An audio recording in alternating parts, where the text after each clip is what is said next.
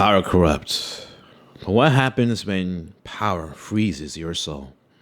Today we dive into the mind of the Lich King. Not just Arthas, not just Ner'zhul, but the fusion of two tragic beings. The Lich King isn't one man. He's a schizophrenic fusion of trauma. Ner'zhul, a shaman turned betrayer, haunted by shame and deceit. Arthas, a prince turned butcher, consumed by failure and obsession. Together, they formed something inhuman, a psyche made of guilt, pride, and frost. Ner'zhul feared losing his power. Arthas feared losing control. Both men tried to save their people and doomed them instead. In psychology, that's what we call a savior complex on steroids.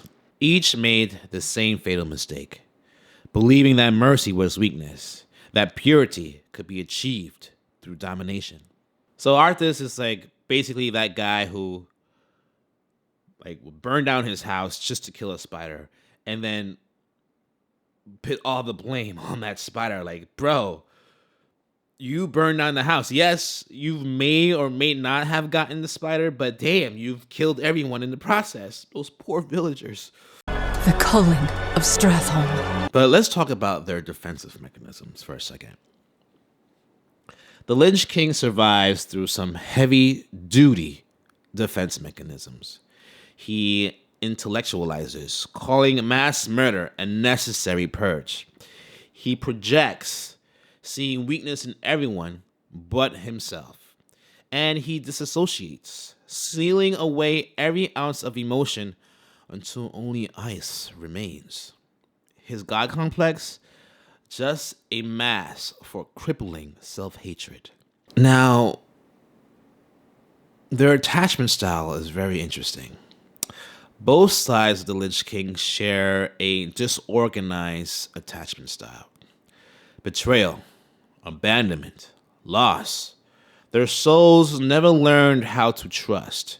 So instead of loving people, they possess them.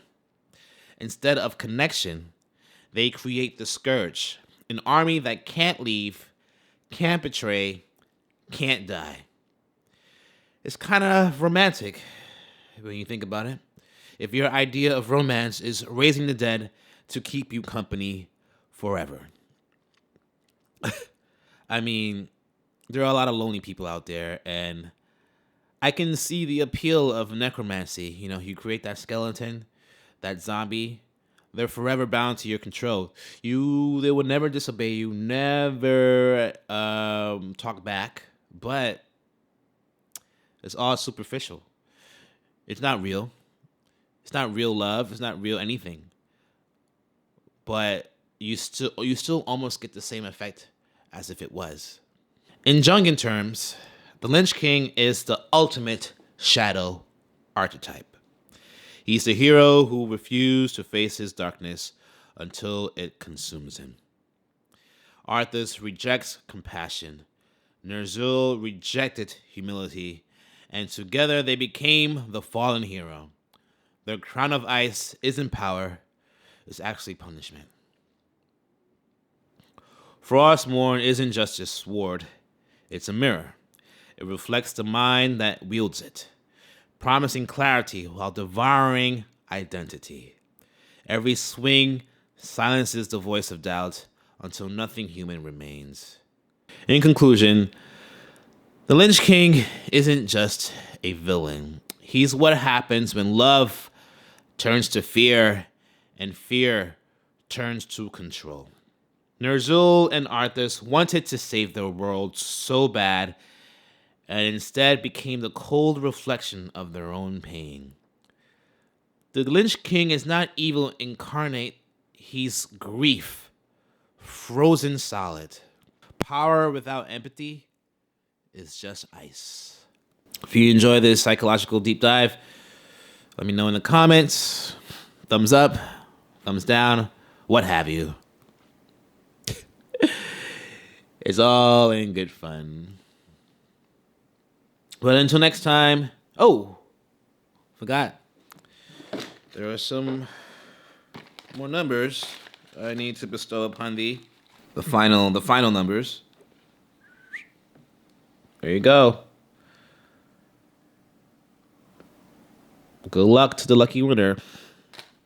Let me know if you get it in the comments, or I'll just somehow check myself. But it'll be easier if you let me know. Oh, wait, I forgot one part.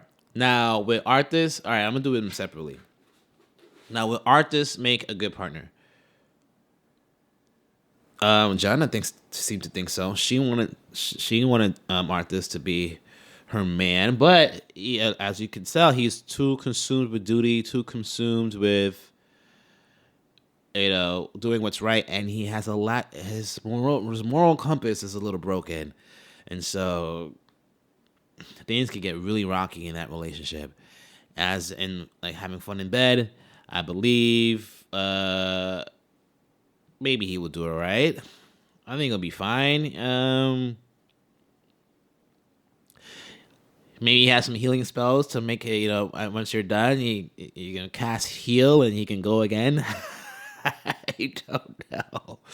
But I think he'll be okay in bed. Nothing too exciting, nothing too freaky, but nothing too boring as well, but just good enough. And for Ner'zhul, I mean, come on, he's an orc, so I'm thinking, like, no, he wouldn't be in a good relationship either because his arrogance and, I think he's a little bit narcissistic as well.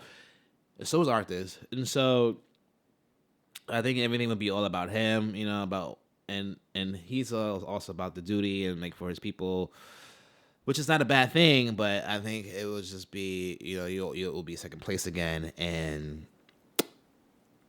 nothing will ever be his fault. It will always be something will always be your fault, and so that's tricky. But in bed, I feel like he'll be freaky and like he'll cast some spells to make you feel really amazing, and like I think it'll be a fun time. Not me fantasizing about orcs, but like I don't know. I think something about it like could be especially like a young Ner'zhul. I don't know about the old, maybe old. I don't know. To each his own, but still, I think it'll be a good time.